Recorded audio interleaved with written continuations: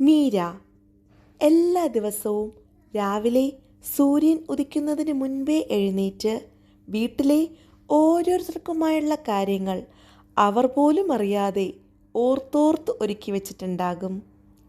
ഭർത്താവിനുള്ള ഭക്ഷണം, കുട്ടികളെ സ്കൂളിലേക്ക് റെഡിയാക്കുന്ന കാര്യങ്ങൾ, പിന്നെ സ്വന്തം ജോലിക്കായുള്ള തയ്യാറെടുപ്പും.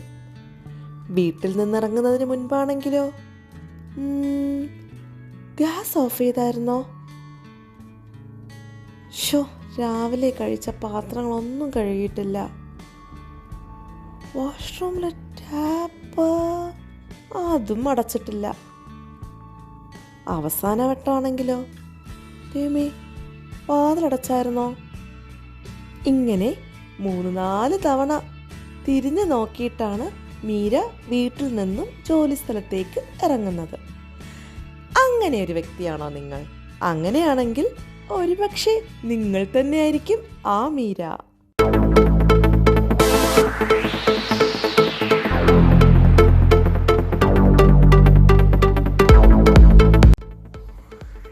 Welcome to Hasna spark vibes. ചെറിയ ചിന്തകൾ വലിയ മാറ്റങ്ങൾ സൃഷ്ടിക്കാൻ സഹായിക്കും. മീരയെക്കുറിച്ചറിയാൻ തിടുക്കമായല്ലേ? മീര എല്ലാവർക്കുമായി എല്ലാം ചെയ്യുന്നുണ്ടെങ്കിലും ഒരിക്കലെങ്കിലും ആരെങ്കിലും അവളോട് ചോദിച്ചിട്ടുണ്ടാവോ, മീര നിനക്ക് സുഖമാണോ? നീ എന്താ കഴിച്ചത്? നിനക്ക് എന്തെങ്കിലും പ്രശ്നമുണ്ടോ? നീ ഓക്കെ അല്ലേ? പലപ്പോഴും ആരും ചോദിക്കാറില്ല.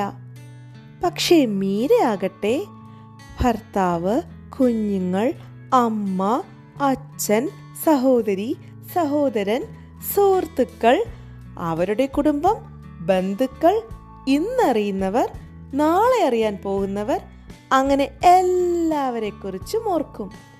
പക്ഷേ മീര മറ്റുള്ളവരെക്കുറിച്ച് ചിന്തിക്കുന്നതിൻ്റെ ചെറിയൊരു ഭാഗം പോലും അവർ മീരയെക്കുറിച്ച് ചിന്തിക്കണമെന്നില്ല. രാത്രി എല്ലാം ശാന്തമായുമ്പോൾ മീര ഒറ്റയ്ക്കിരിക്കുമ്പോൾ അവളുടെ മനസ്സിൽ ഒരു ശൂന്യത തോന്നും. എനിക്കാരുമില്ലല്ലോ എന്നൊരു ചിന്ത. ആ തോന്നൽ വരുമ്പോൾ അവൾ കുട്ടികൾക്കായി വാങ്ങിവെച്ചിരിക്കുന്ന ചോക്ലേറ്റുകളും കേക്കും സ്വീറ്റ്സും ഒക്കെ എടുത്തങ്ങ് കഴിക്കാൻ തുടങ്ങും. ഇനി വീട്ടിൽ കുട്ടികളില്ലെങ്കിലോ സ്വിഗ്ഗിയിലും തലബാത്തിലും സ്മൈലിയിലും അങ്ങനെ ഫുഡ് ആപ്പ് മൊത്തം തപ്പിയിറങ്ങി ഫുഡ് ഓർഡർ ചെയ്ത് കഴിക്കുന്നുണ്ടാവും. അത് മാത്രമല്ല, അതിനൊപ്പം മൊബൈലും എടുത്ത് YouTube shorts, insta reels, Facebook stories, Snapchat അങ്ങനെ സ്ക്രോൾ ചെയ്തുകൊണ്ടിരിക്കും. പതുക്കെ അവൾ പോലും അറിയാതെ ഉറക്കത്തിലേക്ക് വഴുതി വീണിട്ടുണ്ടാകും. മീര തൻ്റെ ലോകത്ത് നിന്ന് മാറി മറ്റൊരു ലോകത്തിലേക്ക് കടന്നിട്ടുണ്ടാകും. 2 അല്ല 5 അല്ല 10 അല്ല മാസങ്ങളോളം അവൾ പോലും അറിയാതെ ഈ ശീലം അവളുടെ കൂടെ കൂടിയിട്ടുണ്ടാകും. അവൾ മനസ്സിലാക്കുന്നില്ല ഇതൊന്നുമല്ല യഥാർത്ഥ സന്തോഷം എന്ന്, മറിച്ച് സ്ട്രെസ്ഡ് ഡിസേർട്സ് ആകുന്നതാണെന്നും അവളുടെ ശരീരത്തെയും മനസ്സിനെയും അത് വല്ലാതെ ബാധിക്കുന്നുവെന്നും. നിങ്ങളും ഇതുപോലെ ജോലി, കുടുംബം, ഉത്തരവാദിത്യങ്ങൾ എല്ലാം ഒത്തുചേർന്ന് ഒറ്റയ്ക്ക് നേരിടുന്ന ഒരാളാണോ? നിങ്ങളും ഇങ്ങനെ സ്ട്രെസ്ഡ് മൊമെന്റ്സ് ഡിസേർട്സ് മൊമെന്റ്സ് ആക്കാറുണ്ടോ? വെറുതെ മൊബൈൽ സ്ക്രോൾ ചെയ്തിരിക്കാറുണ്ടോ? എങ്കിലേ ഒട്ടും താമസിച്ചിട്ടില്ല. എൻ്റെ ഒപ്പം ഒരു 7-day റീസെറ്റ് പ്ലാൻ ട്രൈ ചെയ്യാൻ റെഡി ആയിക്കോളൂ. ചെറിയ മാറ്റങ്ങൾ നിങ്ങളുടെ സന്തോഷവും ശരീര നിലവാരവും തിരികെ കൊണ്ടുവരുമെന്ന് ഞാൻ ഉറപ്പു നൽകുന്നു. അങ്ങനെ ട്രൈ ചെയ്യാൻ റെഡിയാണെങ്കിൽ യെസ് എന്ന് കമൻ്റ് ഇടണം കേട്ടോ. അത് മാത്രമല്ല, ഞാനിനി പറയാൻ പോകുന്ന 7-day പ്ലാനിന് പുറമെ നിങ്ങൾക്ക് എന്തെങ്കിലും പുതിയ ഐഡിയാസ് ഉണ്ടെങ്കിൽ അതും കൂടി എനിക്ക് പറഞ്ഞു തരുമല്ലോ അല്ലേ? Day 1 morning walk. നമുക്കൊരു മോർണിംഗ് വാക്ക് ആയാലോ? ഒരു 15 മുതൽ 20 മിനിറ്റ് മാത്രം ചെറിയ ശ്വാസമൊക്കെ എടുത്ത്. അത് സ്ട്രെസ് കുറയ്ക്കുക മാത്രമല്ല എനർജി ഉയർത്താനും സഹായിക്കും. Day 2 healthy breakfast.